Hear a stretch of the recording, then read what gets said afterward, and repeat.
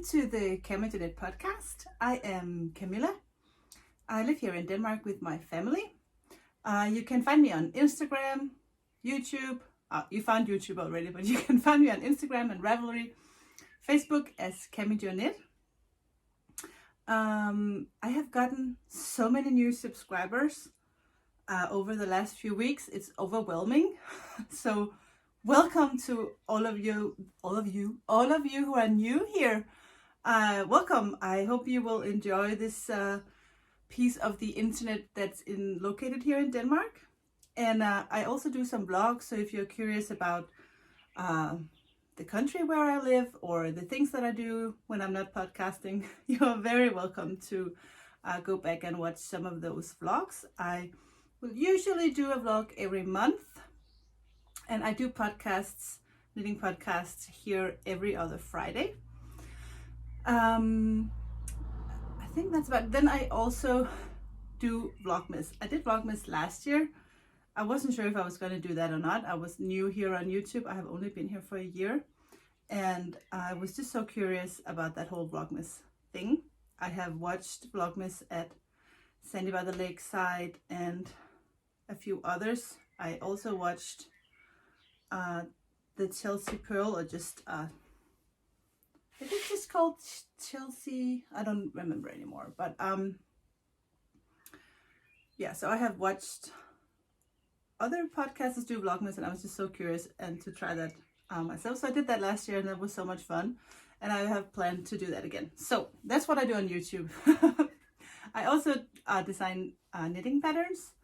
So you can find my patterns on my website. I have all the information on the show notes down below. So where you can find me on Ravelry and my website is all linked down below. So you can find all my patterns if you're interested. So yeah, that was just a short introduction. So most of all, just welcome to the channel, and please give me a thumbs up if you like the episode, and do subscribe if you're not already a subscriber. And comment down below if you just want to say hello and yeah, introduce yourself. That's always nice to when some of you write where you're from and where you found me. That's just so interesting and so much fun. So today I don't have that many finished objects to show. I have been working mainly on my my new shawl design. I did one shawl, wrote the pattern, and then I just was so excited about the shawl I had to knit another one. So I'll be showing you that a little later. So actually the only finished object that I have is a pattern that I have been working on for a new pair of socks that I have worked in DK weight sock yarn. And this is the first time I ever do a pair of socks in DK weight, and I really love them. First of all, it's just such a fast knit. So if you're used to knitting socks on a 2.2 and fingering weight yarn, this will just really make a huge difference. I knit these on I think I knit them on a 3.5, which would be a US 5. And I used only one skein of yarn, and I still have some left actually. I really wanted to try to make a pair of socks where I only use one skein of yarn, because hand-dyed yarn is pretty expensive. So it would be nice to make a pattern where you would only need one skein, and then you can always add more length if you want your socks to be longer, and of course buy another skein of yarn. So, but the basic pattern I think would be nice to just do with one skein. This is yarn from a Danish hand dyer named Ladybug Yarn. I will link her page down below if any of you are interested. This is the colorway Sandbox. I think this is an awesome colorway. It's like a beige gray with tiny speckles of orange and green, but it's very subtle. I'm really huge fan of this yarn. She only had one skein left when I ordered, so I only ordered one skein. But I also bought this, and I can't remember the colorway. It's forest something. But I will be knitting myself another pair of socks just to try out the pattern one more time. So this is a pattern that I'm working on, and I don't know, soon it will be the summer holidays here, and I don't expect to be working too much on knitting patterns over the summer. So I'm not sure when that will be out, but it is a lot of fun, and it really doesn't take that long to get that work done either. So hopefully by September I will have a pattern so you can all have warm feet for the fall and the winter if you want to knit yourself a pair of DK weight socks. My socks will always be with an afterthought heel. I have decided to never bother with the heel flap, but you can always just add your favorite heel to any of my sock patterns. That is just no problem whatsoever. So that's actually my only finished objects, but I have a lot of objects to show you. Anyway, oh, I should remember to say that today I will be drawing the 5 winners from the Love and Stitches podcast that I told you about in the last episode. I had a collaboration with Natalie from Love and Stitches in New York. So I will be announcing 5 winners, and you have all won a pattern from Natalie. And I will draw, I did already draw the winners, but I will announce the winners at the end of the episode. And if you are a winner, you need to contact me with your Ravelry username, because I will just send Natalie your Ravelry name so she can send you the patterns directly to your Ravelry. That's just the easiest way to do that. So make sure to check out if you know you have put your name in the box for the prize. Make sure to watch when I announce the winners so you know if you won a pattern. And also at the end of the episode, I'm gonna show you, I think I found myself a new upcoming hobby that is not knitting related. So I will save that for the end of the episode in case you're just really not interested. You can just, skip that part. But I will show you my progress on my yellow Legend on Rocks shawl that is being tested right now. I have some, my Danish testers are almost done, and I just sent it to some English speaking testers about a week ago, and the deadline is July 1st. So I'm hoping this pattern will be ready for release at the end of August at the latest. And the original, maybe I'll just, so the original Yellow Legend on Rocks pattern is made in this, it is 3 skeins of sock yarn from Le Bien-Aimé, and it is the Quail, Grello, and Yellow Brick Road. And you can buy those 3 colors as a fade at Stephen and Penelope's in Amsterdam, and maybe other places as well. I just know that they made those 3 yarns into a fade, so you can buy those 3 as a kit. But you can probably buy them individually as well at Le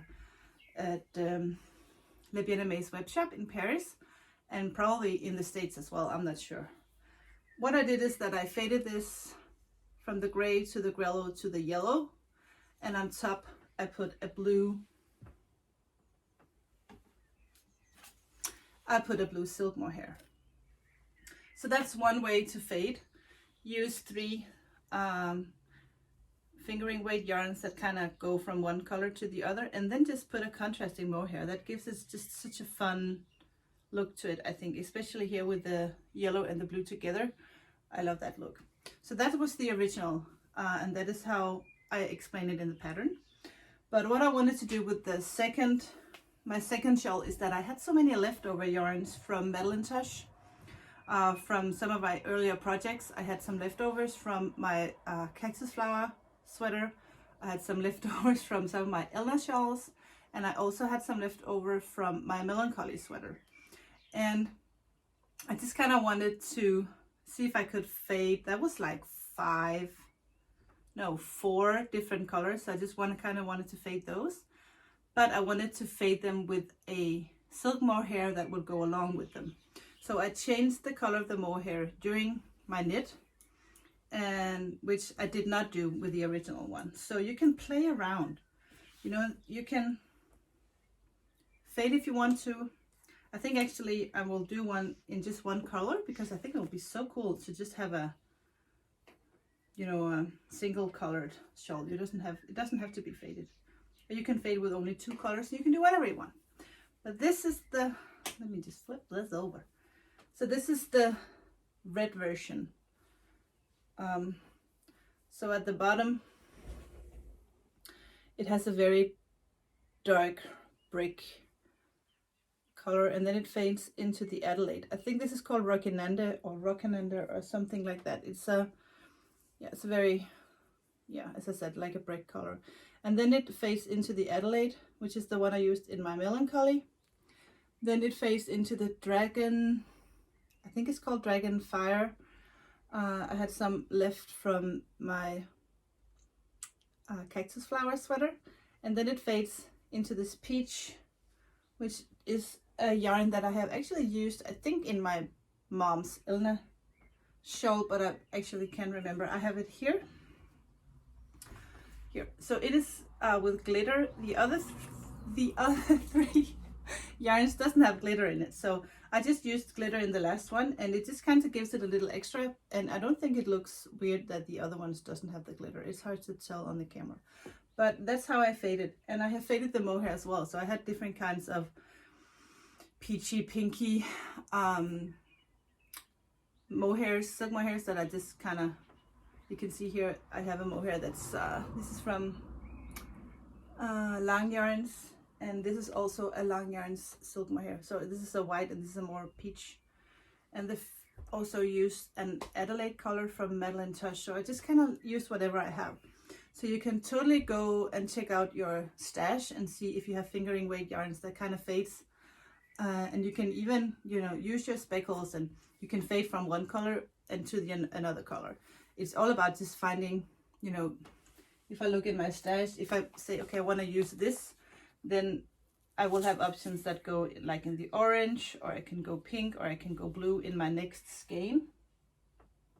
So I could actually be fading, not fading, but fading these two together because they have some of the same colors. And you can also just fade, just use three different kinds and let kind of one go into the other. You can play around any way you want to.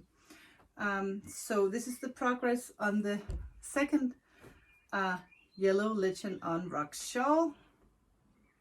That is still a work in progress. I love to knit on this. It's so addictive, and I love the colors. Is it better if I do? Yeah, so I have actually, I showed on Instagram, I changed because the fade from the dark to the light, I was kind of too hard. And then, but actually I think I made that mistake again, that the fade from this color to this is kind of the same way. But when you look at it up close, it kind of looks okay. And once you wear it, you know, it'll be all wrinkly up like that. So I think it'll be fine. I don't feel like ripping it back and doing that fade over one more time. If you like to plan it ahead, you can just kind of make a plan for your fades and not just do them as you go along like I did. That was one project that I'm working on. Another project that I'm working on is, actually it's totally the same colorways. This is my cozy memory blanket that I am knitting with one strand of fingering weight yarn and one strand of silk mohair. The main reason why I added the mohair is I think that knitting a cozy memory blanket on a needle, smaller needles in fingering weight yarn will just take too long. So I added the mohair, I went up a needle. I think this is a US 7. I can't see anything without glasses anymore. I just got that over. Yeah, so a US 7, that's a 4.5 millimeter needle. And, you know, it really adds a lot of speed to the process.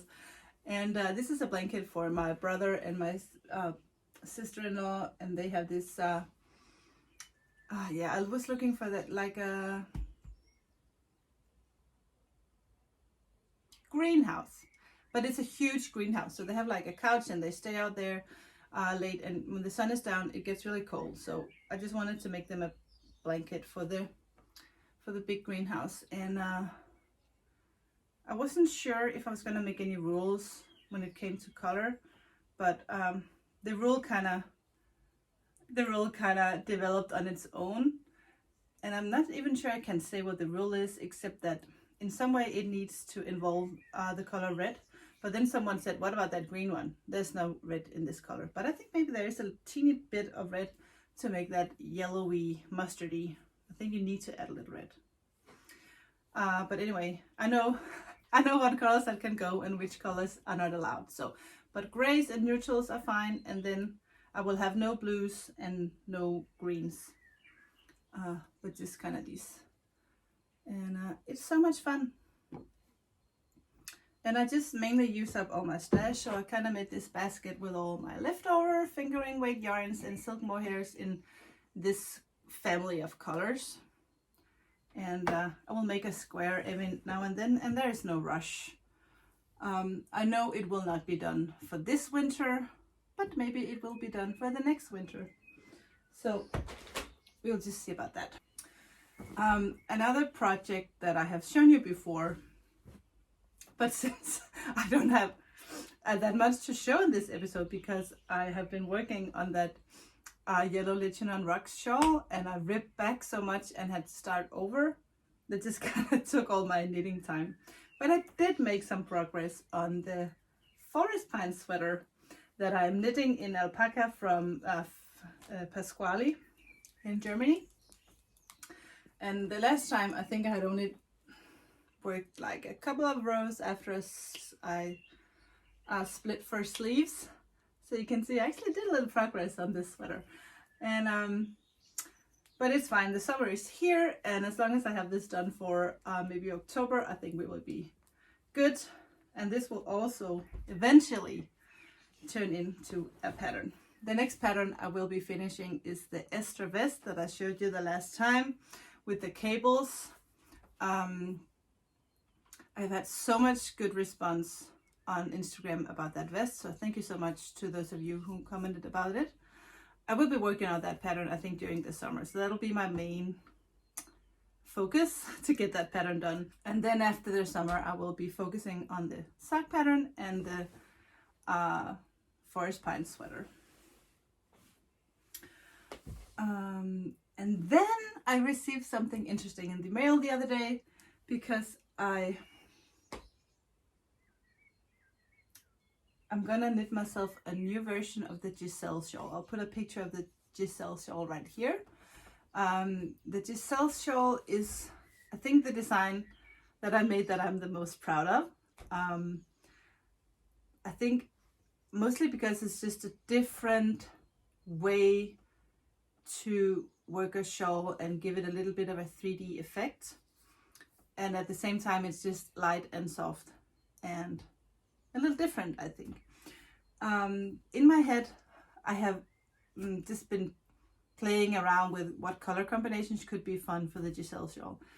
And I have had these two skeins of silk mohair been laying around for a few years, just waiting for just the right project. And if any of you know Le Bien-Aimé, I bet most of you do, you would also know that this is not cheap yarn. And I'm not saying that it's too expensive. I'm just saying that hand-dyed yarn is expensive, and this is even more expensive. And I can understand why, because Amy is probably one of the most talented hand dyers in the world, I think. So I can understand why her yarn is expensive. But this is going to be the lace part. And for the bottom, I have bought 2 skeins of the Yellow Brick Road in the single ply merino. Does that have a name?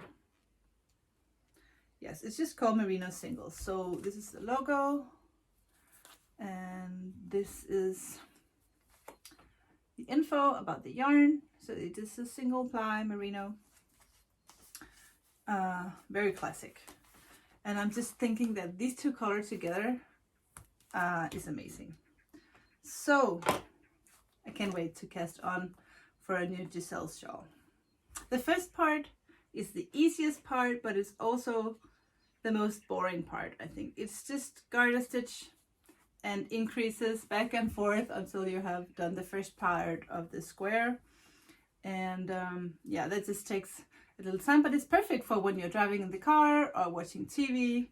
And then the second part of the shawl is the fun part, but it's also the part that makes you the most boring person in the world, because everyone around you is going to say, you are so boring when you're knitting this lace part of the shawl.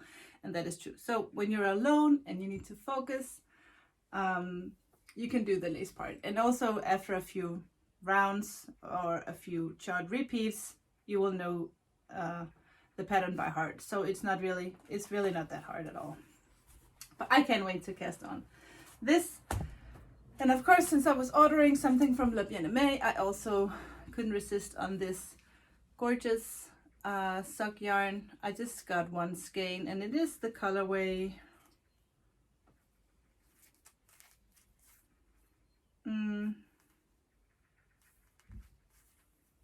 it doesn't say. Yeah, it's the colorway Andromeda.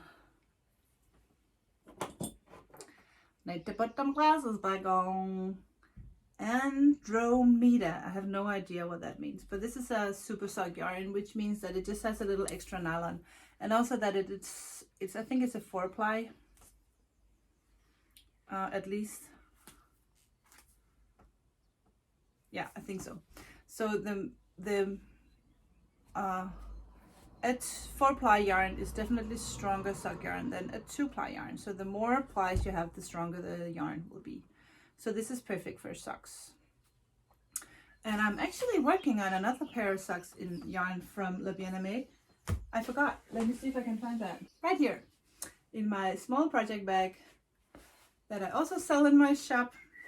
If you do not know, I do have a web shop where I sell all my knitting patterns, and I also sell project bags that I make in a collaboration with my aunt. She is making them, and I kind of tell her what to do. She's a really talented sewist, is that her name? Yeah, but she makes the bags, and I pick out the fabric. And right now, most of them are corduroy, and they are all drawstring, so you can. And they have pockets inside for whatever you need.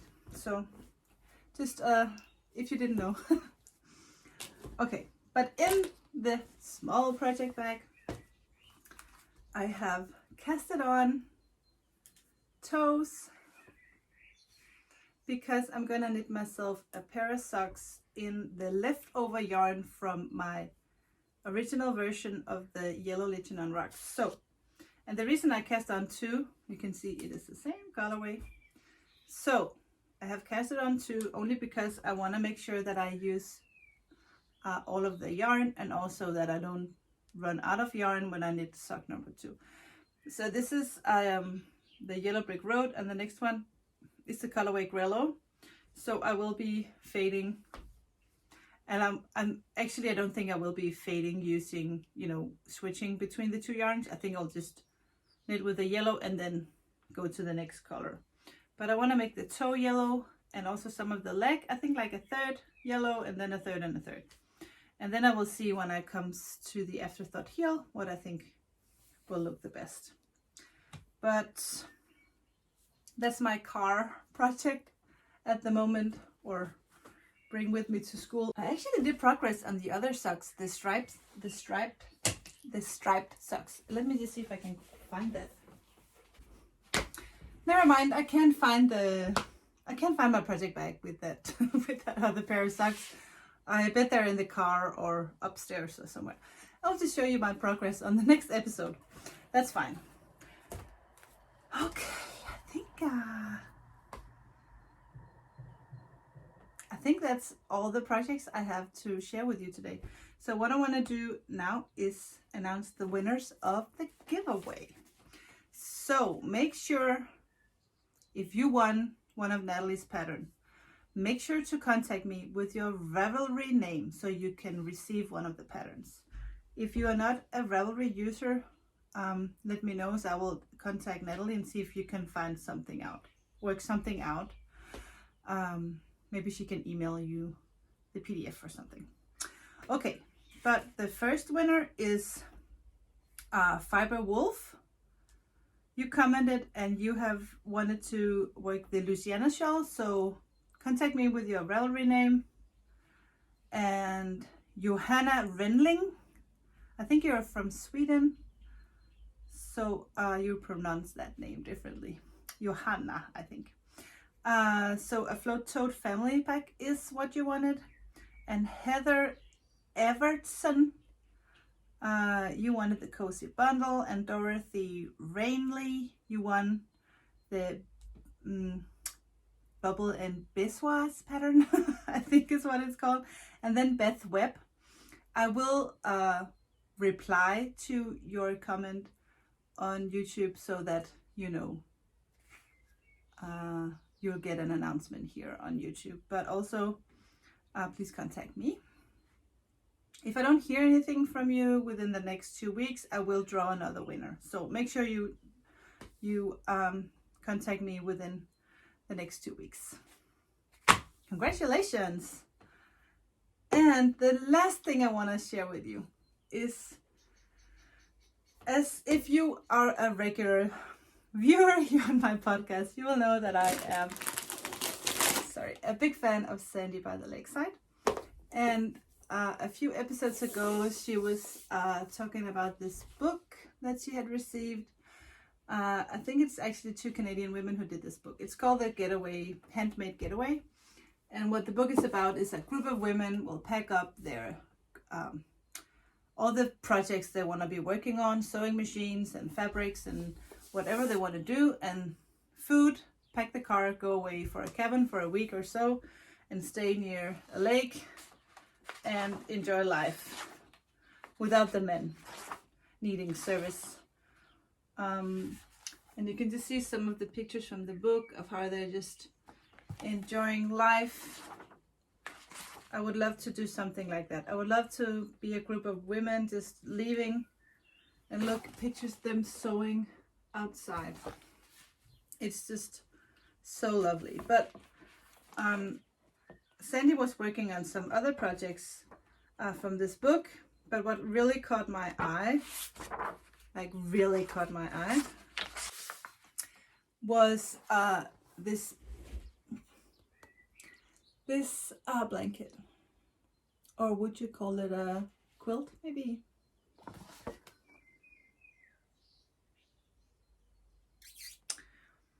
Anyway,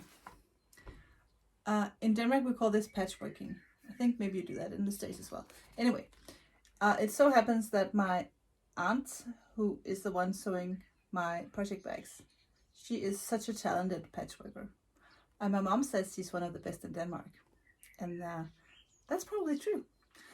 And I have shown her this and I said, can you teach me how to do this? And she said, of course. And what she did is she actually gave me a sewing machine.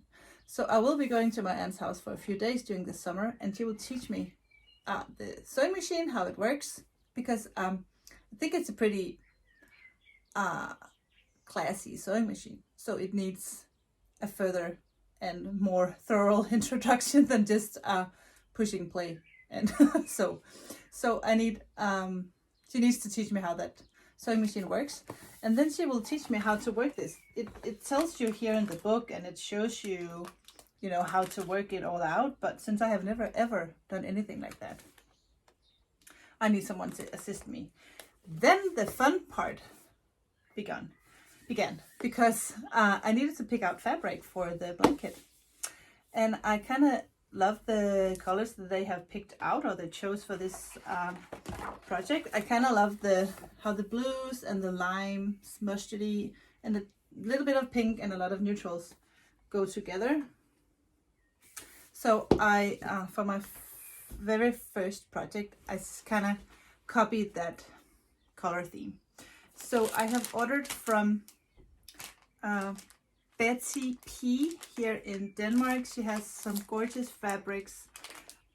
She has a lot of Liberty of London, but she also have some from the American, I think it's called Rifle Paper Company. So So this is from the Rifle Company, but I think it's just printed in Japan. Screen printed in Japan. Yeah. So I have picked out colors to match the blanket in the book. So blues and mustard and some pink and some more neutral colors, like all these colors. Now the only thing I need is a cutter, is that called like a rotating cutter, and also a ruler that you can cut in circles. I have ordered those, and as soon as they arrive, I'm ready to go. So this podcast is not going to be about sewing, because I'm really a new beginner in this whole sewing machine thing. But I can just feel like it's so much fun to open up the doors for a new hobby. Once I started knitting back in the days, that was a thing that consumed me 100%. The love of yarn, the love of getting an idea and knitting and doing a project. And I just feel like it's time to try something new. And I know a lot of you knitters out there have other hobbies as well. And I know a lot of you are really good at the sewing machine. And I've never had the interest before. But now, all of a sudden, when I saw that blanket, it's just, I really want to be good at that. But I'm also scared that this is going to be something that could quite consume me actually quite a bit. And that whole looking at fabric, I can just tell that that's addictive. And it could be pretty expensive, since I can't make that into a living. But I think my girls are getting older, and most of the time my husband works in Norway, so I have a lot of free time and a lot of alone time. So I think all that alone time will be perfect for diving into all these creative hobbies. So I'm extremely excited about that. So guys, I think it's time to wrap this up. I think I have shown you everything. No, I forgot one thing. I just want to show you something. I just bought these 5 skeins of Madeline Tush yarns. I think on the screen they look a little bit more bright than what they actually are. This is the colorway Stovepipe, and it has glitter. It's so hard to get. This is the color right here, a dusty jeans blue with glitter.